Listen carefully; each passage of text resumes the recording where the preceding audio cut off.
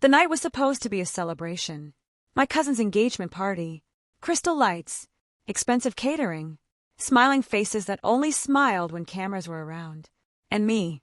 I stood near the back wall in a simple black dress I'd worn 3 times before, pretending not to notice the whispers.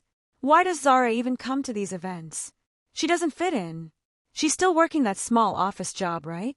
At the center of the hall stood my stepmother, Nadia, draped in gold silk, diamonds around her neck that my father claimed were investments. She laughed loudly, showing off like she owned the world. Beside her was her daughter, Hira. Perfect makeup, perfect hair, perfect fake smile. And my father, standing tall next to them like they were his only family. Not me. Never me. Zara! Nadia's voice sliced through the music. Come here. I walked toward them slowly, heads turned. She placed a manicured hand on my shoulder and squeezed hard. Tell everyone what you do, she said sweetly. I swallowed. I'm an assistant at. Oh, assistant, Hira interrupted, giggling. So basically a glorified secretary. Laughter. Soft at first, then louder. My father didn't defend me. He didn't even look at me. Some people are born to lead, Nadia sighed dramatically. And some, well, they're just extra weight.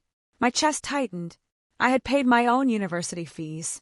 I had worked night shifts. I had skipped meals, while Hira traveled to Dubai on business trips funded by my father's mysterious real estate profits. Maybe if you smiled more, Hira said, leaning close to my ear, someone would marry you and fix your life. The room laughed again. I felt small, but something inside me shifted. Because this wasn't new. This was routine. They had spent years reminding me I was unwanted. After my mother died, my father remarried within a year. And suddenly, I became a guest in my own house. Bills in my name. Inheritance restructured. My mother's jewelry misplaced. Everything slowly erased. That night at the engagement party, Nadia raised her glass. A toast, she smiled, to successful children. And to those who at least try. More laughter. My father finally looked at me. Not with love. With annoyance. Why do you always look offended? He snapped quietly. Can't you take a joke? A joke. Humiliation was always a joke. I set my glass down. I looked at each of them, memorized their smiles, and for the first time, I didn't feel hurt. I felt calm, because I knew something they didn't. I knew where their money was coming from, and I knew it wasn't clean. If you're watching this, comment below where you're watching from, because this story only gets darker from here. That night, when I returned to my small apartment, I opened my laptop. For 2 years, I had been quietly working in the finance department of a mid-sized audit firm. And by accident, I had stumbled onto files connected to my father's company, overpriced property deals, fake renovation invoices, shell companies under different names, and one detail that made my heart stop: properties originally owned by my mother, transferred weeks before her death, signed under suspicious authorization. I didn't cry. I didn't panic. I copied everything. Every document. Every transaction. Every signature. If they wanted to treat me like nothing, I would become their worst nightmare. The city's biggest business gala was only 3 weeks away. And guess who was sponsoring it? My father's company. He loved public recognition. Loved being called self-made. Loved charity events where cameras flashed and reporters praised him. Nadia had already posted 3 Instagram stories about her dress. Hira was bragging about networking with elite investors. They had no idea the elite investors were already suspicious, because I had made a quiet phone call to an investigative journalist who had been tracking financial fraud in our district for months. I didn't give my name. I just sent evidence. Carefully organized. Impossible to ignore. Within days, I noticed tension at home when I visited to collect some old documents. My father was on edge, phone glued to his ear. Someone's been asking questions, he muttered angrily. Nadia looked nervous for the first time in years. Hira still acted untouchable. They're jealous, she scoffed. No, they were exposed.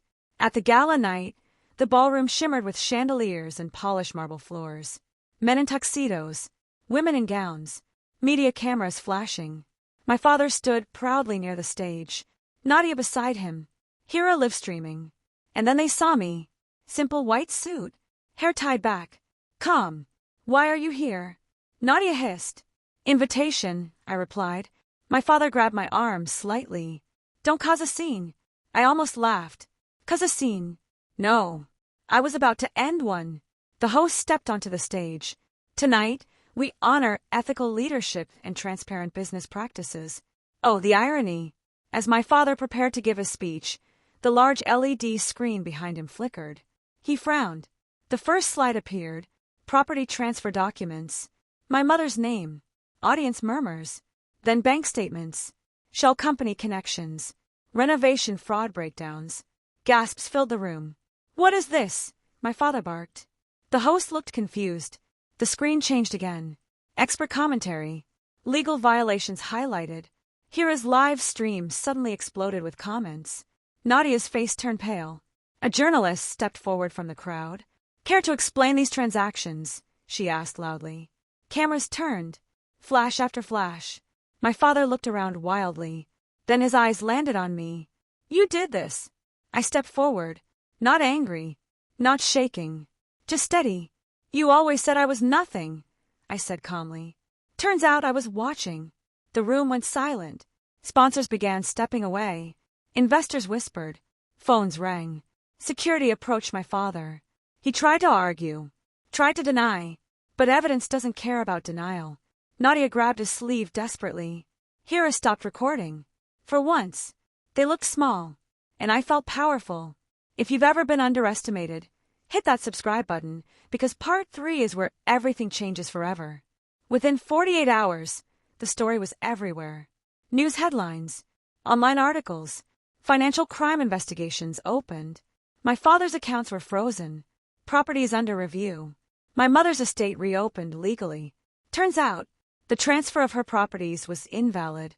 Forgery, coercion, fraud. Nadia tried damage control. Posted emotional videos. Claimed conspiracy. No one believed her.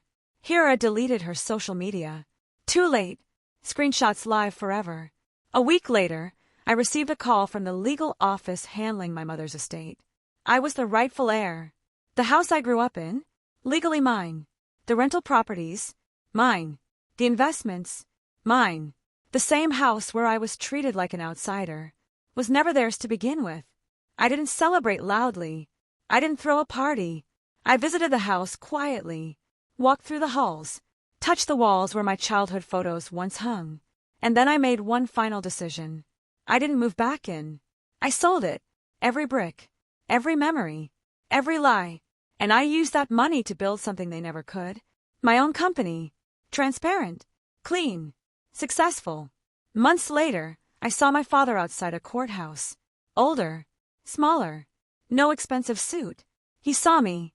Started walking toward me. Zara, please. We can talk. We. The word almost made me laugh. There was never a we, I replied calmly.